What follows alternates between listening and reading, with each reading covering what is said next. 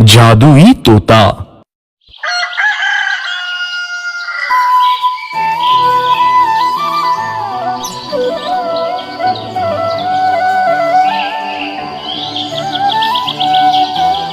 छोटे से गांव में एक गरीब परिवार रहता था। उस परिवार में रामू और उसकी बीवी सीता उसके बेटे चिंटू के साथ रहते थे। उसी गांव में एक तोता भी रहता था। उसका नाम था रघु। वो किस्मत का धनी था।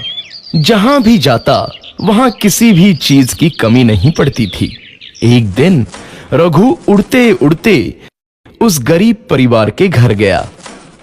रघु सोचता है, अरे वाह, लगता है यहाँ आज बहुत अच्छा खाना मिलेगा। मैं पेट भर के खाऊंगा। वो एक कटोरी में रखे अमरूद देखता है। अरे वाह, अमरूद, मुझे तो ये बहुत पसंद है। मैं तो इसे पेट भर के खाऊंगा। रघु तोता अमरूद खाने ही लगता है। तभी सीता रघु को अमरूद खाते देखती है तो गुस्सा हो जाती है और उसे वहां से भगा देती है। भाग यहाँ से, न जाने कहां से आ जाते हैं। मैं तो परेशान हो गई हूं इनसे। सीता के भगाने के बाद रघु चुपचाप से एक कोने में रहता है।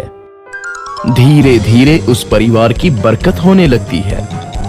एक दिन रामू और सीता खाना खाते वक्त बातें करते हैं। आजकल हमारी बहुत तरक्की हो रही है, काम भी अच्छा चल रहा है। रामू कहता है।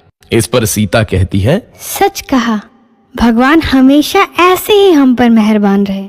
बेटा चिंटू भी कहता है, पिताजी, मुझे खिलौना लेके दो ना, मेरे सभी दोस्तों के पास है। रामू कहता है, ठीक है, जरूर लाऊंगा।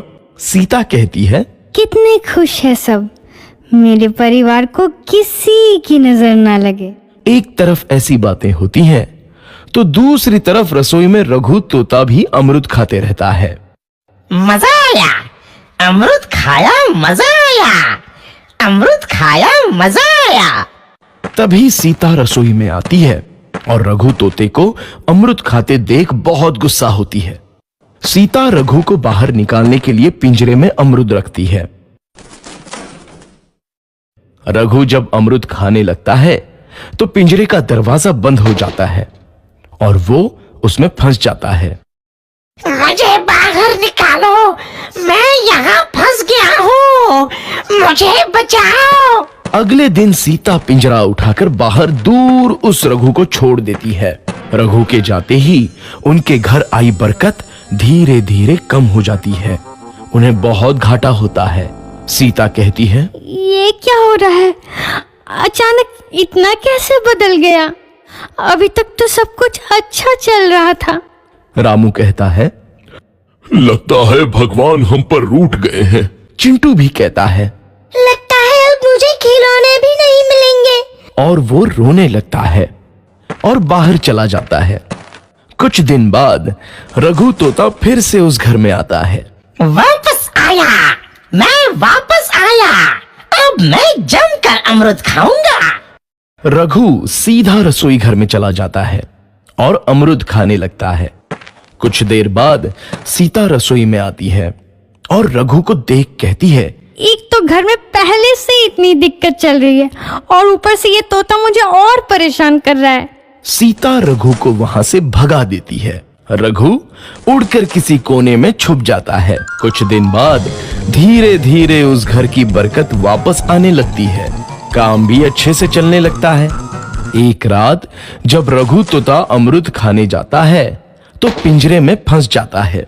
ये लोग आखिर चाहते क्या हैं?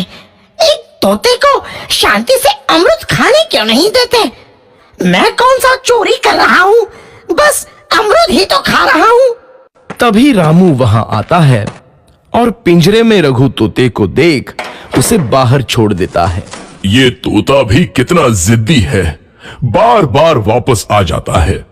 जैसे ही रामू रघु को छोड़ देता है, अगले दिन से फिर से उनके घर की बरकत जाने लगती है। काम में घाटा होता है किसी को समझ नहीं आ रहा था कि ऐसा क्यों हो रहा है। रघु तोता घर आता है तो अचानक बरकत आती है, और जब रघु तोता को बाहर निकालते हैं तो बरकत चली जाती है। एक दिन सीता रघु तोते के घर आने और बाहर जाने की स्थिति पर नजर रखती है।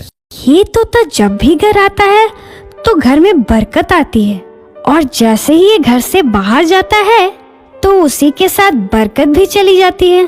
कहीं ये जादुई तोता तो नहीं है? अगली बार जब ये तोता घर आएगा तो मैं इसे कहीं नहीं जाने दूंगी। सीता रघु का बहुत इंतजार करती है, लेकिन रघु तोता दोबारा उस घर में कभी नहीं